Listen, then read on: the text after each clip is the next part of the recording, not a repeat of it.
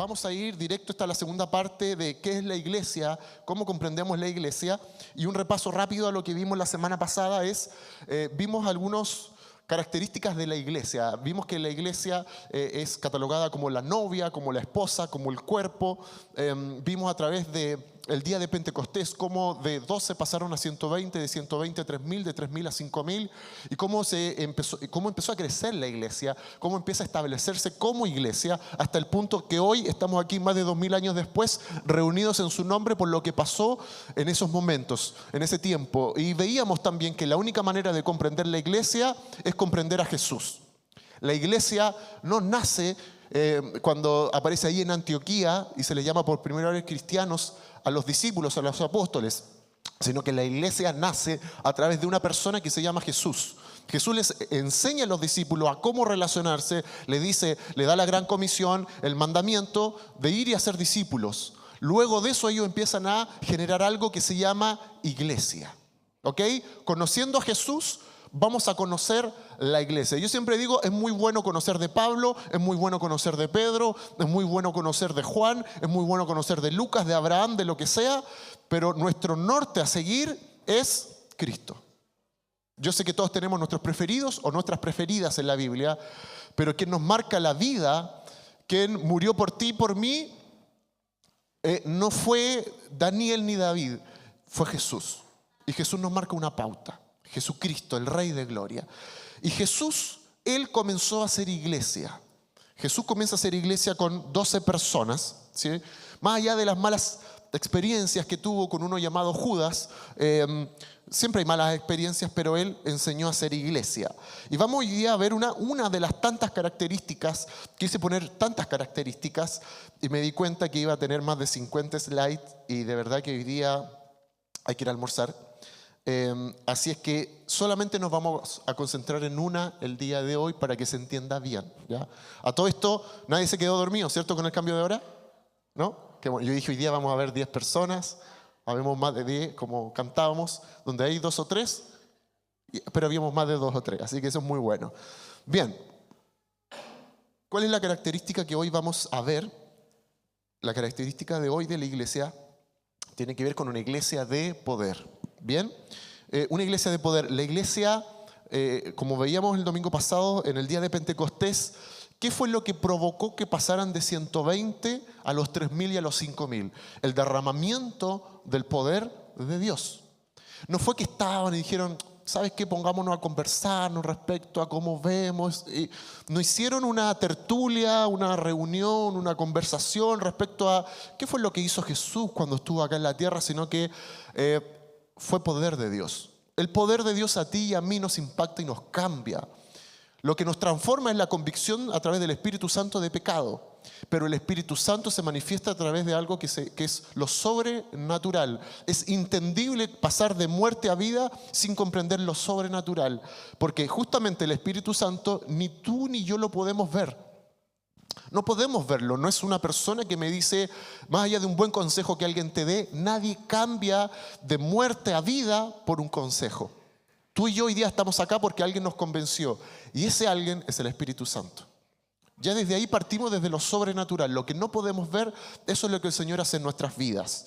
Bien, entonces vemos a Jesús que se muestra como el hacedor de todo, el hacedor de la iglesia, sin llamarle necesariamente iglesia. Vimos la otra vez, el domingo pasado, que Jesús nombra la palabra iglesia cuando habla con Pedro y le dice, sobre ti edificaré mi iglesia. La iglesia es de Jesús, ¿ok? Y le dice a Pedro eso. Más allá que después cuando leemos, vemos que hizo más Pablo que Pedro por la iglesia cuando escudriñamos la Escritura. Fíjese, esto es súper interesante. Jesús le dice a Pedro, pero ¿quién aparece más protagonista en la Biblia? Pablo. Discúlpenme. Pablo es quien hace más cosas en el Nuevo Testamento que el mismo Pedro. Si meditamos un poco y leemos la Biblia, inclusive Pedro, aun cuando estuvo con Jesús, y Jesús le dice, van a llevar el evangelio a toda criatura, hombre, mujer, da lo mismo, lo que sea. Pedro quería llevar el judaísmo de alguna manera a las personas. Quería que se circuncidaran, que siguieran muy apegados a la ley judía. Y pareciera que no entendió mucho. Aunque había expectativas de Jesús que Pedro lo hiciera, vemos que quien pasa a tomar un rol protagónico y mayor es el apóstol Pablo. De una manera extraordinaria. Jesús sale a su encuentro. Yo no sé, esto es una alegoría mía, pero yo no sé si Pedro no dio el ancho. No sé si Pedro tenía que escribir él las cartas, tantas cartas. Y pareciera que se quedó pegado y vemos a alguien que pasó a ser más protagonista, que se llamó Pablo. Te quiero decir algo, las obras del Señor, una de las cosas que a mí Dios me dijo cuando me llamó ya a asumir el ministerio, me dijo, o lo tomas o lo dejas.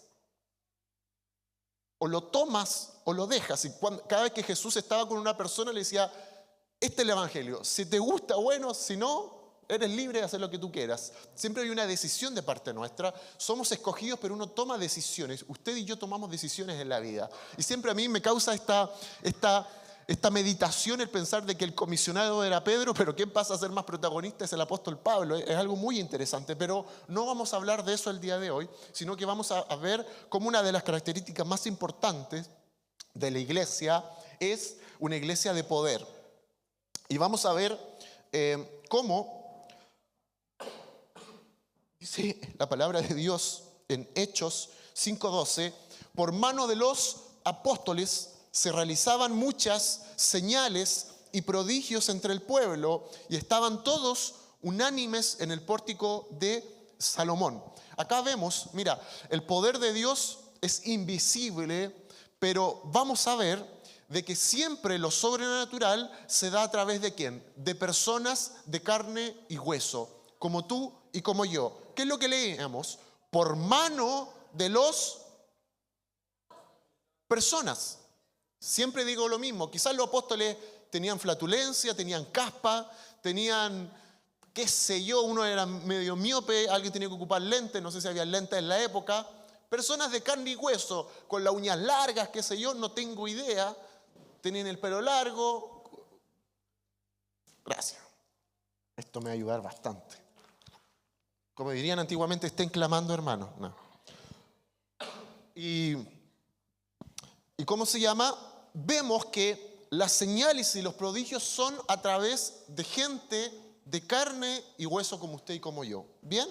En Hechos 5:12. Ahora, hoy veremos una iglesia de poder. En Mateo 4:23 dice, Jesús viajó por toda la región de Galilea enseñando en las sinagogas.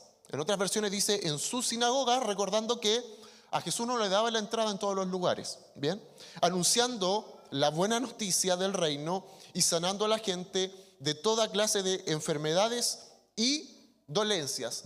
Entonces, cuando usted le preguntan ¿qué es lo que hacía Jesús? Usted tiene que responder Mateo 4:23. ¿Qué es lo que hacía Jesús? Enseñaba, anunciaba las buenas noticias del reino, sanaba de enfermedades y dolencias. Eso es lo que hacía Jesús.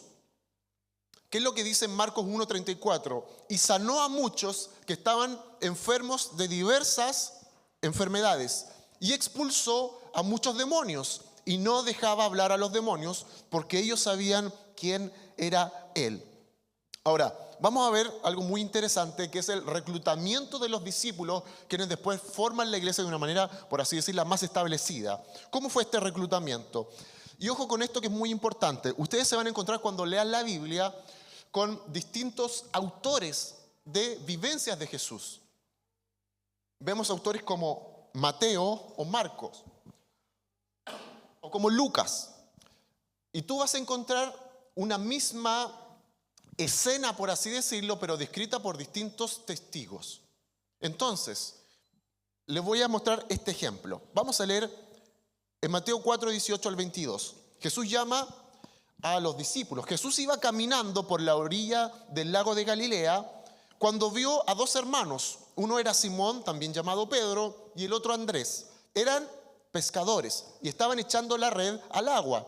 Jesús les dijo: síganme y los haré pescadores de hombres.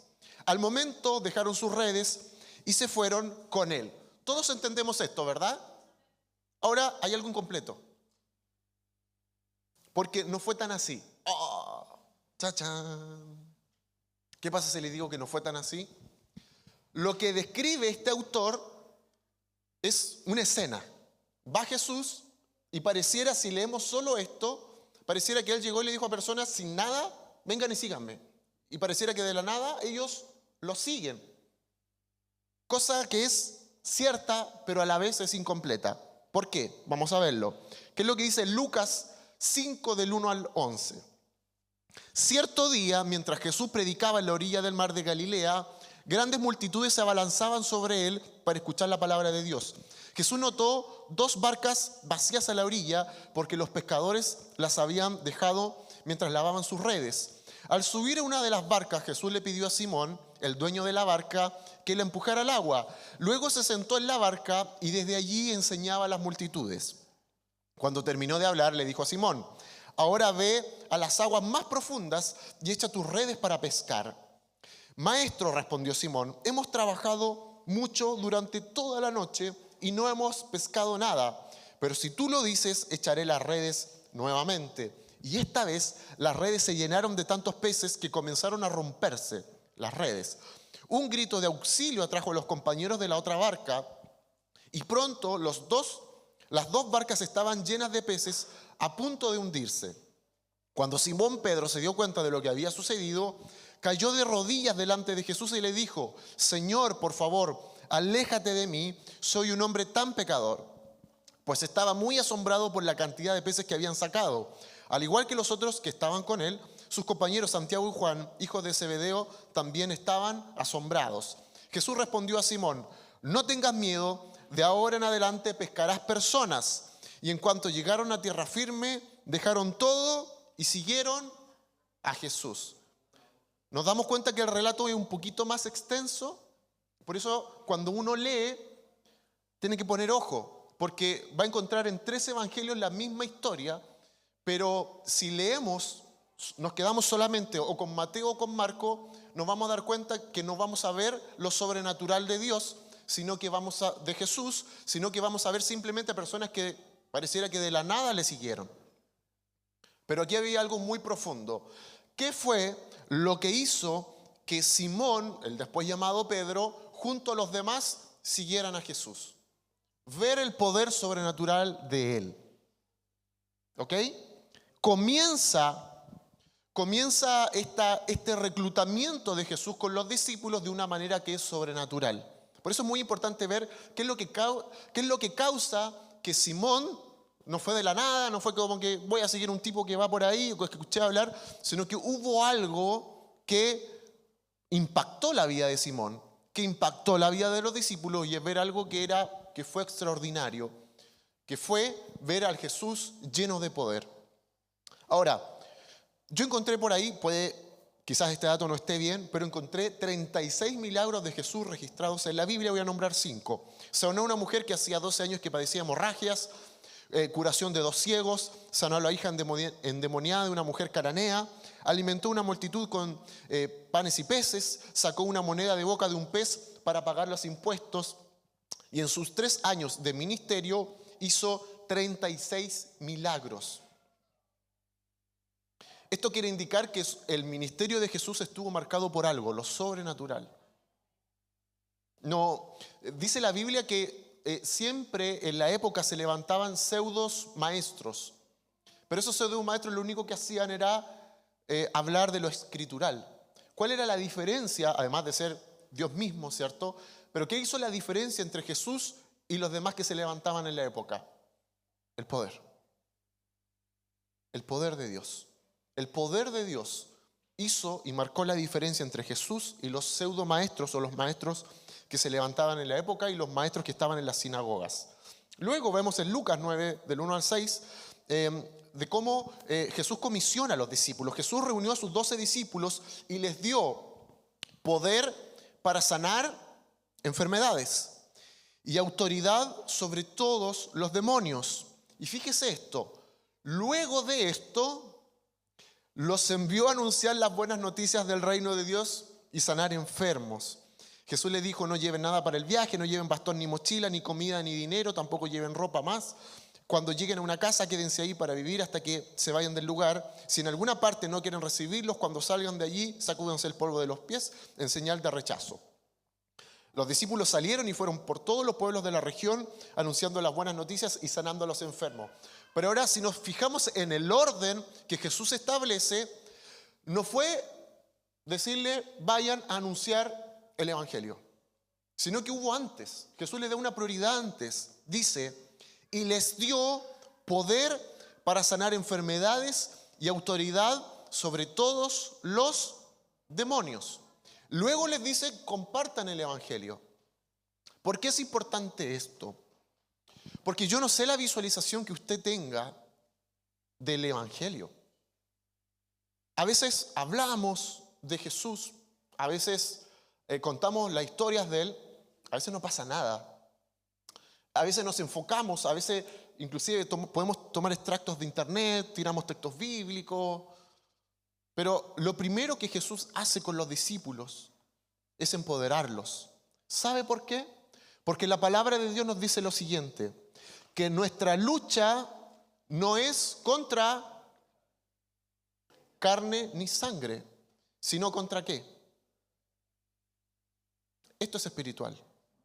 Por eso lo primero que hace Jesús es que empoderarlos. Les da autoridad. Luego les dice, ahora, después vayan. Muchas veces llegamos, aceptamos a Cristo como Señor y Salvador y creemos que estamos listos. Amado, el mundo espiritual es cosa seria. ¿Sabe por qué? Porque Jesús no comisionó a la multitud. ¿A quién comisionó Jesús? A los apóstoles y a los discípulos. No era que fuese un discriminador. No es que fuese una persona que hace excepción de personas. No es que Jesús tenía preferidos. Era que Jesús solamente podía enviar a gente entrenada. Mira, usted tiene que verlo desde un punto de vista que quizás nunca lo había visto y yo oro para que hoy día usted tenga esta revelación que cambie su vida para siempre. Usted, creo que alguna vez lo dije esto, ¿usted se operaría con cualquier persona? ¿Con alguien que leyó en internet cómo operar?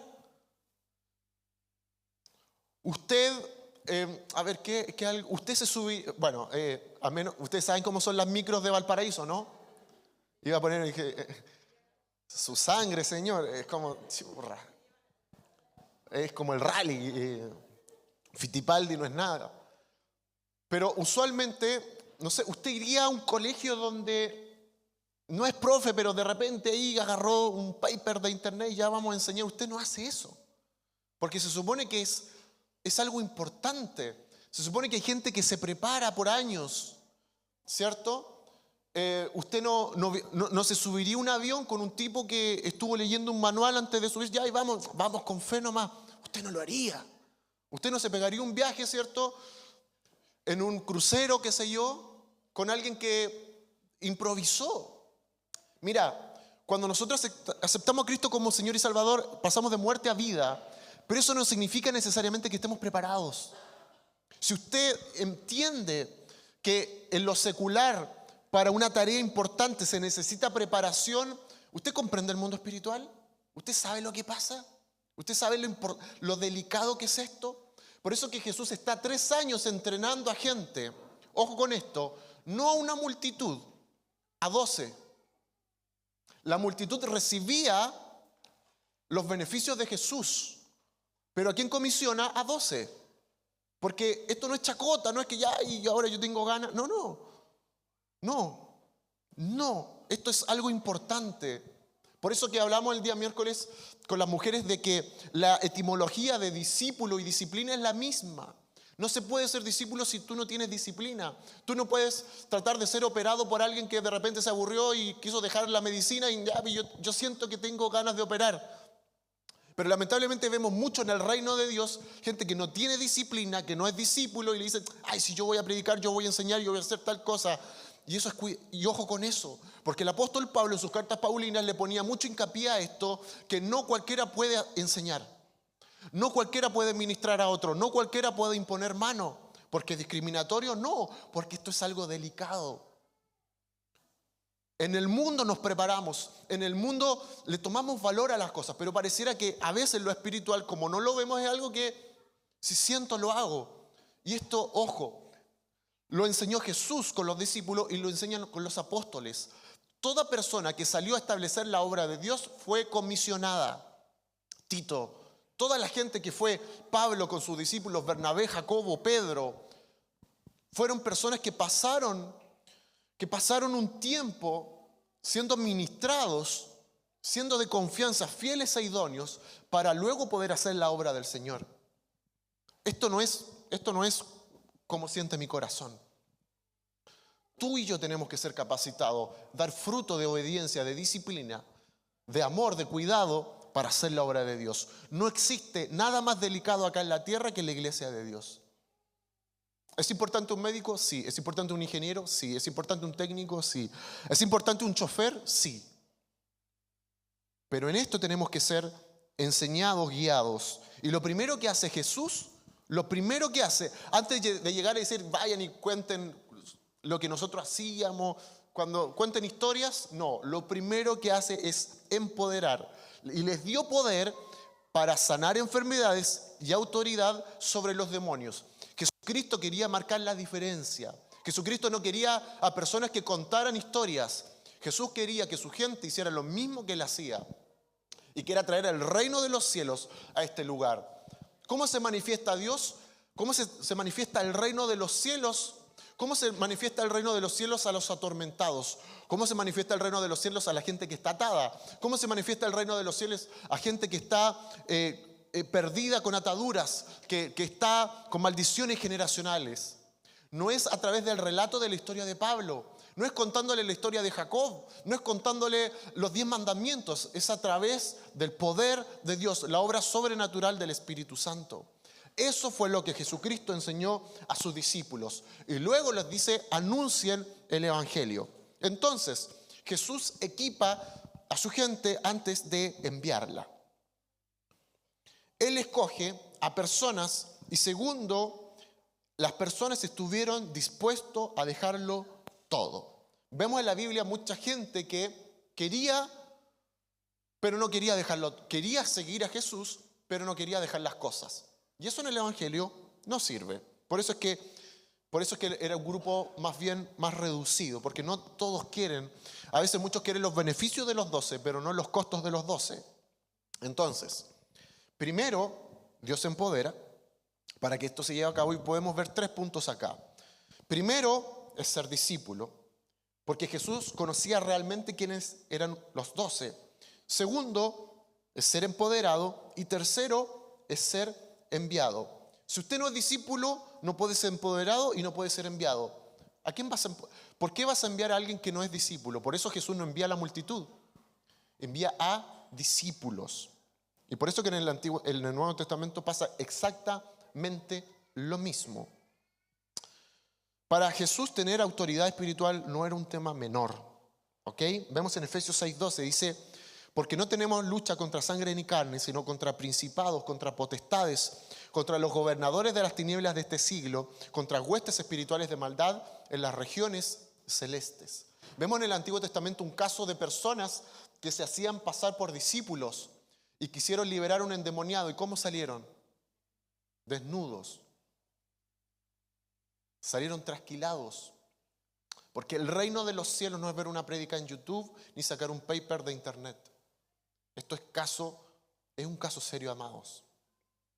Ser discípulo requiere de entrenamiento, de obediencia, de ser comisionado, de dar fruto. Esto es un tema, mira, el hablar con alguien del Evangelio, todo lo tenemos que hacer. Y contar lo que Jesucristo ha hecho en nuestras vidas. Pero hay un paso para el discípulo que es aún mayor. Por eso es que tenemos que tener mucho ojo, temor de Dios y delicadeza para saber qué es el reino de Dios en que nos estamos metiendo. No es para meterte miedo, sino que por el contrario, para que usted le tome el peso de algo que es tan sagrado.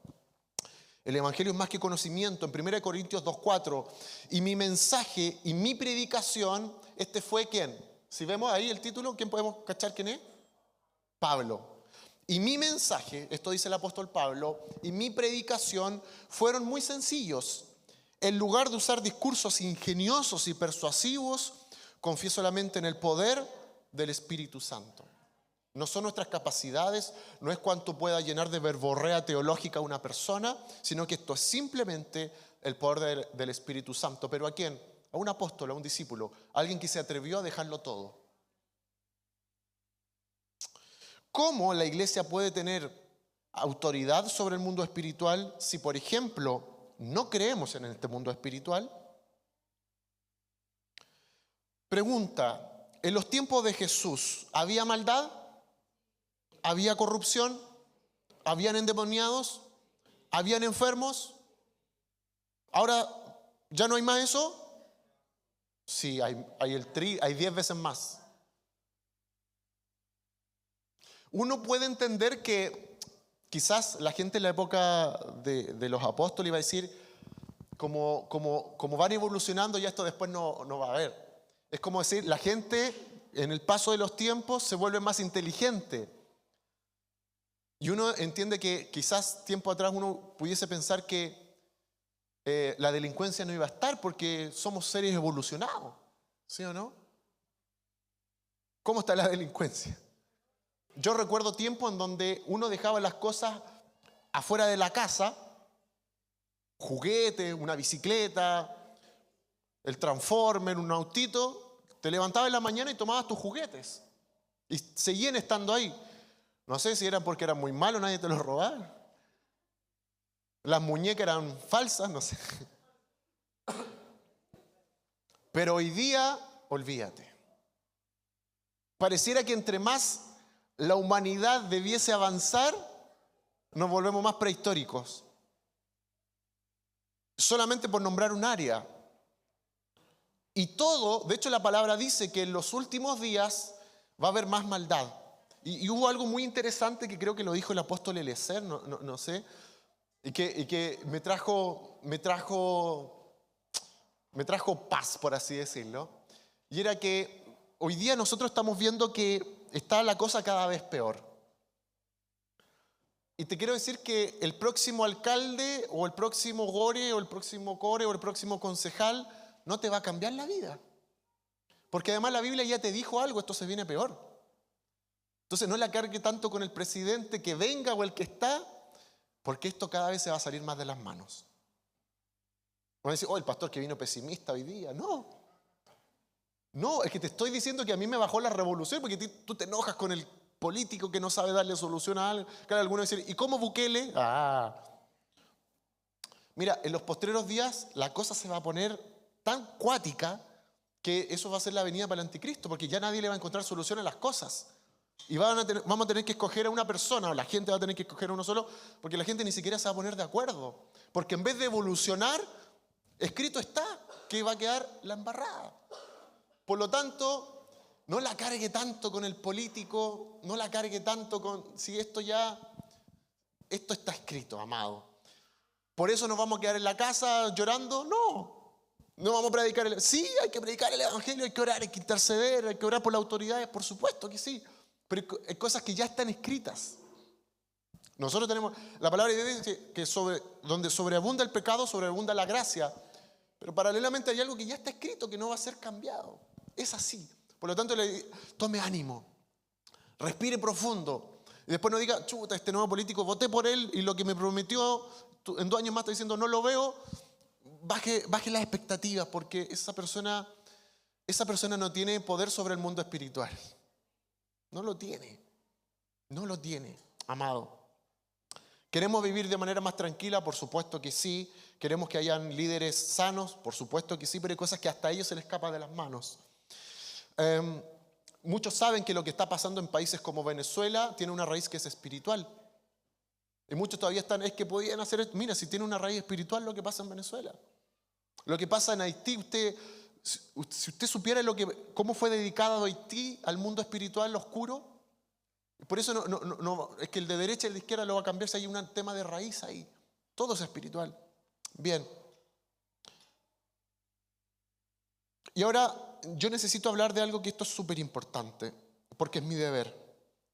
Hablarte respecto a que si en los tiempos antiguos hubo tanta necesidad, hoy día pareciera que con la ciencia debiese haber menos enfermedades. Y claro, la lepra, la tuberculosis quizás no está tan masificado, pero han nacido más enfermedades.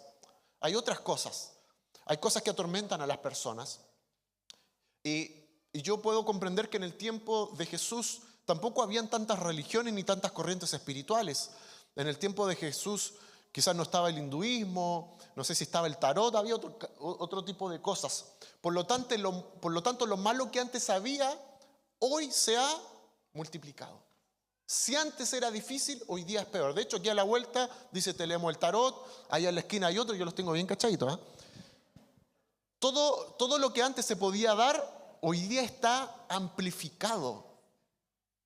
Si antes había luchas espirituales, hoy día, no sé si decir es 100 veces más o 1000 veces más, pero es mucho más. Por lo tanto, necesitamos ser empoderados por el Señor. Pero lamentablemente hay corrientes que buscan anular esto. Hay corrientes como el cesacionismo. El cesacionismo viene de la palabra cesar. Es la posición que afirma que los dones milagrosos del Espíritu Santo, como las lenguas, la profecía, las sanidades y muchas otras cosas más, dejaron de ser practicados en algún momento después del primer siglo.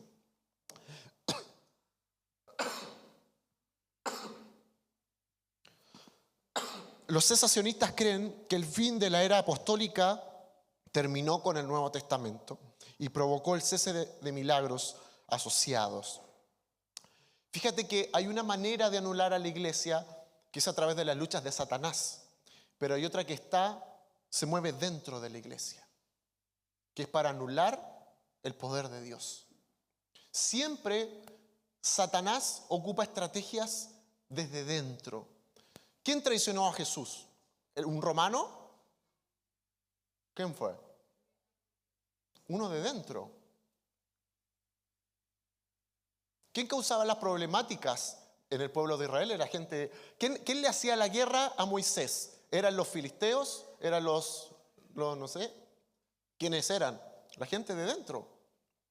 Y la iglesia, esto es, dentro de la iglesia hay corrientes, aún en esta época, que creen esto, lo afirman, y probablemente más de alguna vez usted lo haya escuchado. Y quiero decirte que eso es tremendamente peligroso, porque te llevan a entender el evangelio como una teoría. Y eso seca las iglesias. Eso no produce crecimiento. Eso, la palabra de Dios dice, por ejemplo, no menosprecien la profecía. La profecía, ¿sabe lo que significa? Un adelantamiento de lo que va a ocurrir. Eso es profecía. Profecía no solamente estuvo circunscrita a que iba a venir Jesús. La palabra de Dios dice, inclusive Jesús dice que en los postreros días, lo vamos a leer, nosotros haríamos ¿qué cosas? Mayores. ¿Ok? Bien. Ahora, ¿por qué es importante comprender esto? Porque esto hace que el mundo espiritual sea un tema de cuento de brujas. Y esto es real. Le quiero pedir que levante la mano toda persona acá que ha sido sanada por el Señor, liberada o ha recibido una profecía. Levante su mano, por favor. Esta es una iglesia que se opone al cesacionismo, porque lo vivimos en carne propia. A mí el Señor me ha sanado. Y fíjate lo loco de esto. Comenzamos leyendo de que los apóstoles, que el Espíritu Santo se impartía a través de manos de los apóstoles. El poder de Dios se da a través de personas de carne y hueso. Y no terminó en la época del primer siglo, ni menos con el apóstol Pablo. ¿Por qué? Porque, en primer lugar, esto está peor que antes. Y dice la palabra de Dios que también los ancianos, ¿qué va a pasar con los ancianos y los niños en los últimos tiempos? Y hay algo que te va a hacer dudar. Y a veces no es Satanás, sino que son corrientes pseudo cristianas que te hablan respecto a que esto ya no es necesario, que solamente basta con el sacrificio de Jesús en la cruz, basta con leer las historias y estamos listos. Amados, estamos en un mundo cargado de una oposición espiritual. Usted y yo ya somos salvos. Y si tú mañana pecas, sigues siendo salvo. Y la gracia de Dios está sobre ti y sobre mí. Pero eso no tiene nada que ver con llevar libertad a los cautivos. Y comprender de que nuestra lucha no es contra sangre ni carne, sino es contra un mundo que es espiritual. Esta posición busca restringir a la iglesia, usando una interpretación que es errónea. ¿Sabes por qué te digo esto, amado hermano? Porque una de las labores de los ancianos, de los pastores, de los apóstoles, es enseñar aquellas cosas que dañan el cuerpo de Cristo. Y si hay algo que daña el cuerpo de Cristo, es esto. Es esto. Probablemente tú llegaste acá y hay gente que ha llegado a esta iglesia y se ha ido porque dicen, yo no creo en eso. Y hay gente que no es que no crea, porque si estás viendo que alguien está siendo sanado, liberado, es que no quieres creer. Esto le pasó a Jesús. Aunque Jesús hiciera la obra, ¿qué decían los fariseos? No. Estaban con las personas, veían cómo el parapléjico se levantaba y no. Y le decían, esta persona no fue realmente así. Bueno, eso en estos tiempos busca frenar a la iglesia. Busca frenar a la iglesia y evitar el crecimiento. ¿Por qué? Usted dirá, ¿qué tiene que ver el crecimiento? ¿Cómo creció la iglesia en el día de Pentecostés? ¿A través de qué? 120, 3.000, 5.000. ¿A través de qué? No de narrar historias, a través del poder. Porque el poder de Dios trae multiplicación. ¿Por qué la gente seguía a Jesús? Tantas multitudes. ¿Porque él se ponía a contar historias? No, porque había poder, evidencia de poder. ¿Ok?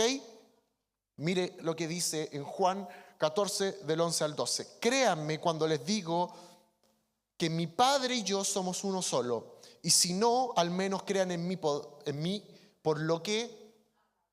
Lo voy a leer de nuevo. Y si no, al menos crean en mí por lo que... Luego dice, les aseguro que el que confía en mí hará... Y como yo voy a donde está mi Padre, ustedes harán cosas, todavía cosas mayores de las que yo he hecho. Ahora, ¿a quién le dijo esto Jesús? ¿A las multitudes o a los discípulos? ¡Wow! ¿Ve que esto no es llegar y agarrar textos bíblicos?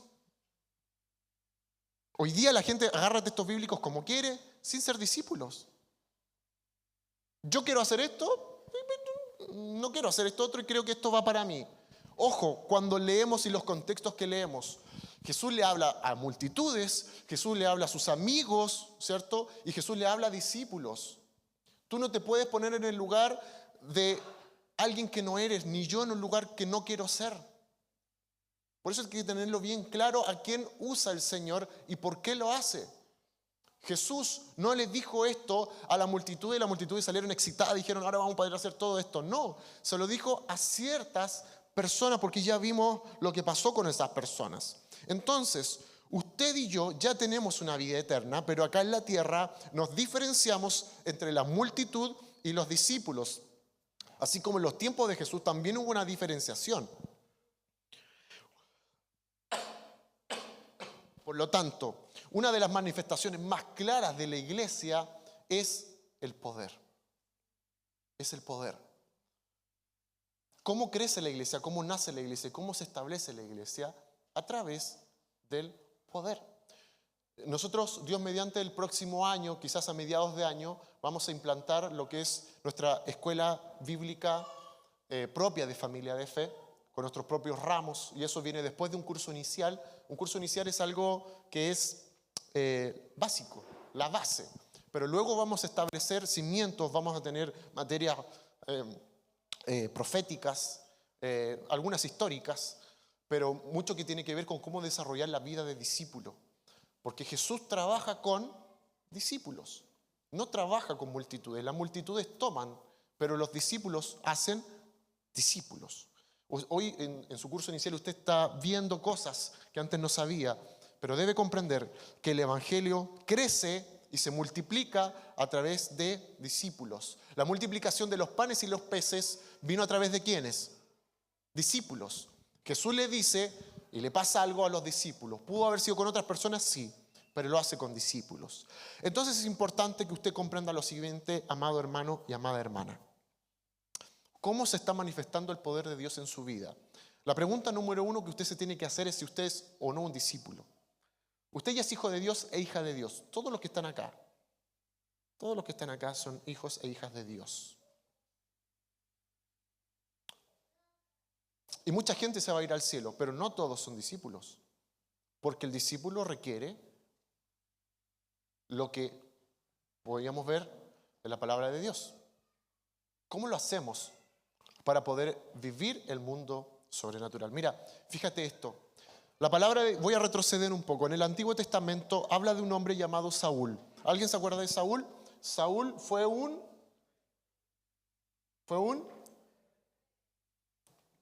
¿sí? ¿O un casi rey? Sí, fue un rey. Dice la palabra de Dios de que en algún momento Saúl hizo algo espiritual. ¿Qué fue eso espiritual, si alguien se lo recuerda? ¿Qué lo dijo? ¿Perdón? ¿Qué hizo Saúl? En algún momento el propio Saúl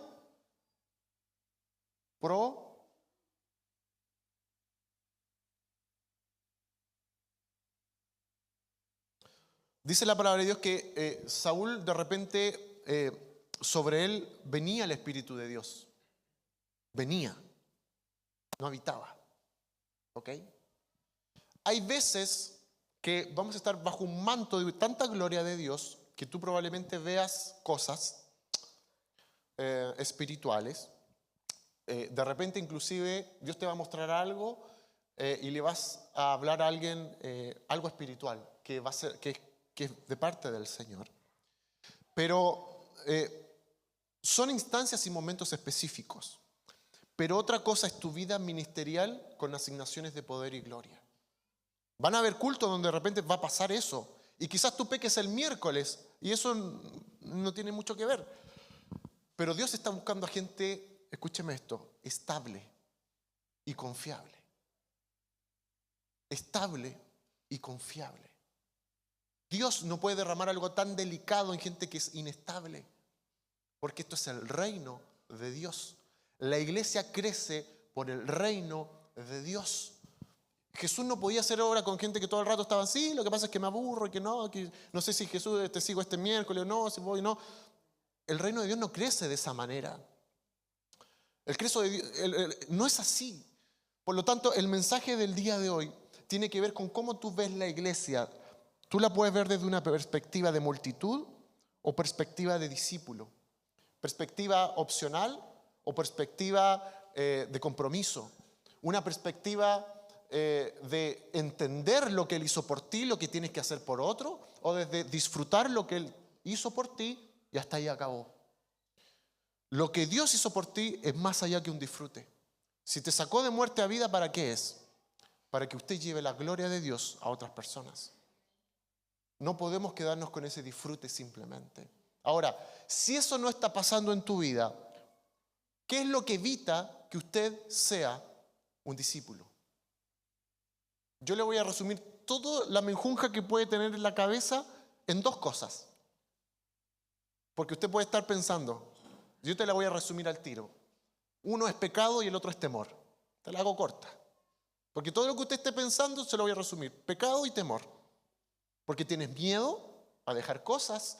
Y otra porque dices, estoy lleno de pecado porque sé que va a terminar el culto y yo tengo un pecado oculto, va a llegar la tarde y yo no soy digno. No me diga que no, sí.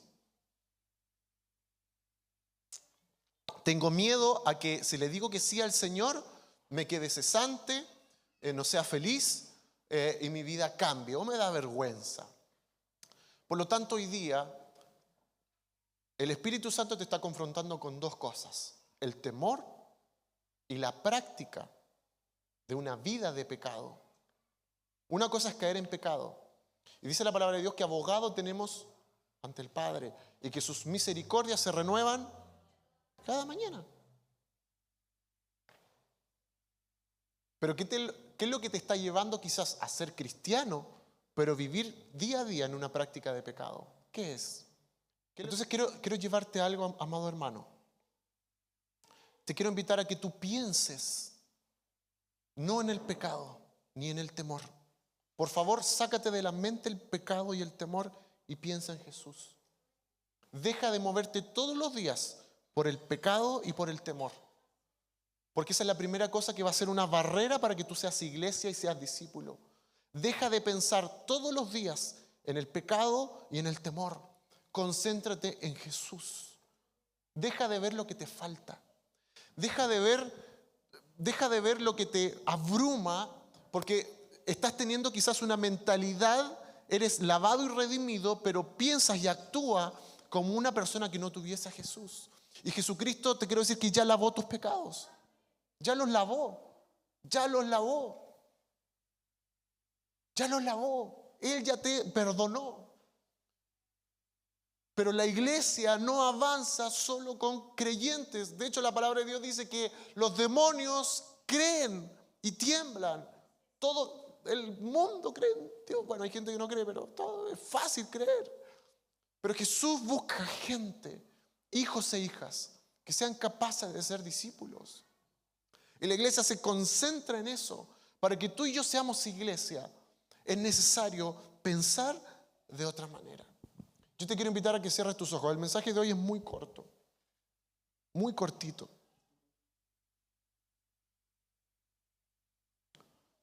Pero yo espero que en el Espíritu sea efectivo para tu vida. Si donde hay poder, hay multiplicación. Y si usted dice, yo siento que en mi iglesia hay poder, pero no hay multiplicación, ¿dónde se está generando el problema? Si pareciera que 2 más 2 son 4, es 4 y pareciera que todo es súper evidente. ¿Por qué no ocurre lo que ocurrió después del Pentecostés? ¿Por qué no ocurrió? Y eso no radica en Dios, no radica en Jesús, sino que radica en cómo tú y yo estamos llevando el Evangelio. Quizás tu mirada, hay personas que aquí son nuevas en el Evangelio y usted necesita ser enseñado y recibir mucho.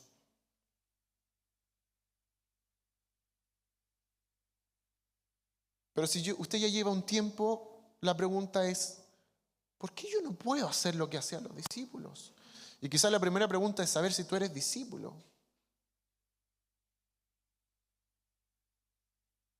Si tú estás dispuesto a todo por Jesús. Estás dispuesta a todo por Jesús. Tu vida espiritual no crece porque ves que otros hacen mal las cosas. Es porque quizás estás con un pensamiento erróneo en tu vida. ¿Cuál es ese pensamiento erróneo? ¿Qué es lo que te tiene ahí?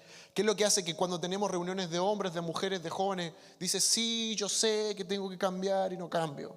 Y eso fue en el 2021, dijiste lo mismo en el 2022, repetiste lo mismo en el 2023, repetiste lo mismo en el 2024, y estamos en septiembre llegando al 2025, y si Jesús viniese dirías lo mismo, yo sé que tengo que hacer las cosas bien, pero lo que pasa es que todavía, ¿qué es lo que pasa, amado? ¿Qué es lo que realmente? Sé honesto contigo, sé honesto con el Señor. Es que yo veo que la iglesia, es que yo veo que el gobierno. No, deja echarle la culpa a otros. ¿Qué es lo que pasa contigo? ¿Qué es lo que pasa contigo? ¿Cuántas asignaciones no has recibido del Señor? ¿Has sido empoderado? ¿Qué es lo que causa que tú no estés llevando el reino de Dios como lo hacía la iglesia primitiva? O que yo no lo estoy haciendo como lo hacía la iglesia primitiva. Yo te la voy a resumir, como te lo dije delante. Es pecado y es temor. Y el temor es un pecado, en verdad. Como lo mismo.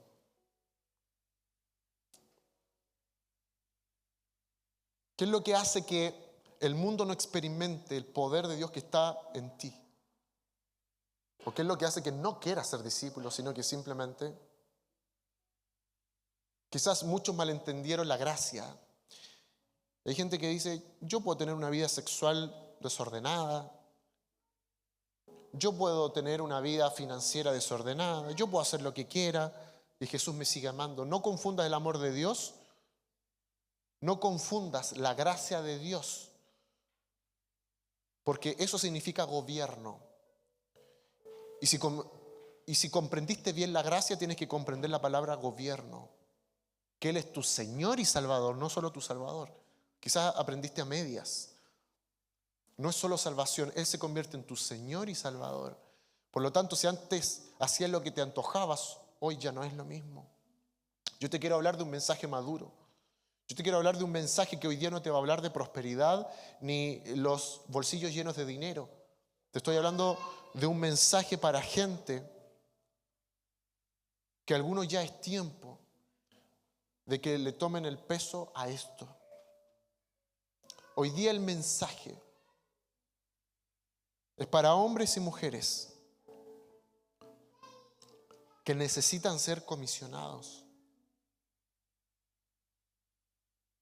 ¿Qué es lo que está en tu mente, querido hermano, querida hermana? Yo hoy día no vengo a enjuiciarte, no vengo a reclamarte absolutamente nada. Simplemente te estoy diciendo que todos los que aquí están han recibido algo del Señor. La pregunta es, ¿por qué no lo estás ejerciendo? Probablemente no estás dispuesto a ser un discípulo, quizás. Te cuesta la obediencia, tienes tus propios razonamientos, ves la vida o el evangelio de cierto modo, recibiste el perdón de Dios, pero yo creo esto y yo me aferro a esto. El punto es que si sigues así, no vas a ver muchos resultados en tu vida. Es tiempo de un cambio. Es tiempo de un cambio. Es tiempo de un cambio. Hoy el Señor te está diciendo, es tiempo de un cambio. Es tiempo de un cambio. Yo creo que aquí el 99% ha experimentado el poder de Dios, como ya lo demostramos. De alguna manera u otra. El Señor te habló cosas que nadie más sabía, que eran íntimas. El Señor te sanó. El Señor te liberó. El Señor te dio asignaciones. ¿Qué es lo que no estás viendo, amado, amada? Y si el Señor nos está hablando esta palabra, es porque el Señor nos quiere llevar a otro paso, a otro momento de tu vida. Así como cuando tú pasas los 18 años, pasa la adultez, hoy el Señor nos quiere llevar a una adultez ministerial, a una adultez como discípulos, no solamente como creyentes que asisten a un domingo. Yo oro en esta mañana para que el Espíritu Santo de Dios ahora esté tocando tu mente, tu corazón, tu espíritu.